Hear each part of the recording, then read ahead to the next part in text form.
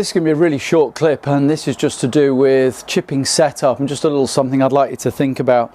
Lots is written, lots is said correctly about making sure that when you set up to a chip shot, you need to get a little weight on the left leg. It's just how you go about doing it. We often see players would sort of push the lower body forward, but you can see the sort of stripe on my top there sort of tilts to the right, so my head ends up a little too far behind the ball. So as a result, that shifts the low point back, and I'm liable to chunk it. So what I'd like you to do, basic, just 5-10 yard chip shot from off the edge of the green, ball in the center of the stance, relatively narrow stance, but I want you to just try and think about the shoulders staying level to slightly tilted left, and I want you to shift your gaze. I want you to start looking at the front of the golf ball, okay, the target side of the ball.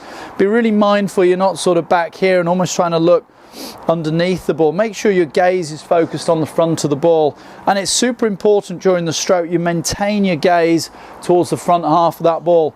A lot of players will occasionally on the way down start backing up. You may start off okay, but this backing up motion once again will shift that low point behind the ball. You're going to hit some heavy or some thin shots. So just narrow stance, shaft just a little bit forward, but just shift your gaze to that target side of the ball for me.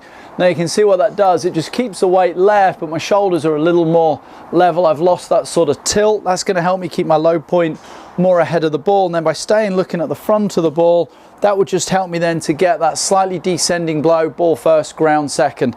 Please give this a go next time you play. I know this is going to help you.